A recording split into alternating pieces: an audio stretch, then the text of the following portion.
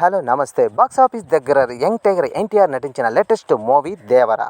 6 ఏళ్ల తర్వాత సోలోగా నటించిన బాక్స్ ఆఫీస్ దగ్గర తెలుగు రాష్ట్రాల్లో ఒక ఏరియా కాకుండా అన్ని ఏరియాల్లో బీభత్స కలెక్షన్ సృష్టించింది. అన్ని చోట్ల కూడా మా అంచనాలని మించిపోయే కలెక్షన్లు అందుకుంది. సినిమాకి మొదటి రోజే భారీ లెవెల్లో నైట్ షోలు మొదటి రోజే పడటం, తెలుగు రాష్ట్రాల్లో బిగ్గెస్ట్ రిలీజు, అలాగే భారీ హైప్ టికెట్లు, ఎక్స్ట్రా షోలు, ఇలా అనేక అడ్వాంటేజ్లు కలిసొచ్చాయి. అనుకున్న అంచనాలన్నీ కూడా ఈ సినిమా మొదటి రోజే మించిపోయి రాష్ట్రాల్లో మంచి ఓపెనింగ్ సొంతం చేసుకుని దూసుకుపోతుంది. దీనికి తోడు హైప్, జీఎస్టీ కూడా కలిసి రావడంతో ఫస్ట్ డేని అనుకున్న అంచనాలన్నీ మించిపోయి కలెక్షన్ సాధించింది. 50 కోట్లు లేదా అంతకు మించి 52 కోట్లు అందుకుంటది అనుకుంటే మొదటి రోజు ఏకంగా 60 కోట్ల షేర్ మార్కును అందుకొని బీభత్సం సృష్టించింది.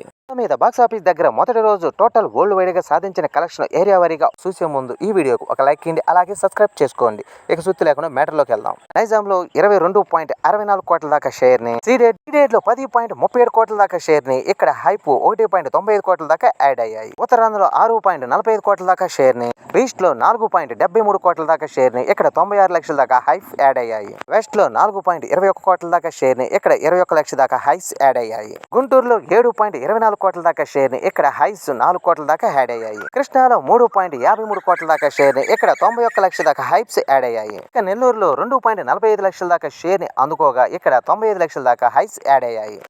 జీఎస్టీ రూపంగా 1.25 కోట్ల దాకా యాడ్ అయ్యాయి. టోటల్ ఏపీ తెలంగాణలో 61.65 కోట్ల దాకా షేర్ ని, అలాగే 82.20 కోట్ల దాకా గ్రాస్ ని అందుకుంది. దీంట్లో 11.22 కోట్ల దాకా హైట్స్ యాడ్ అయ్యాయి.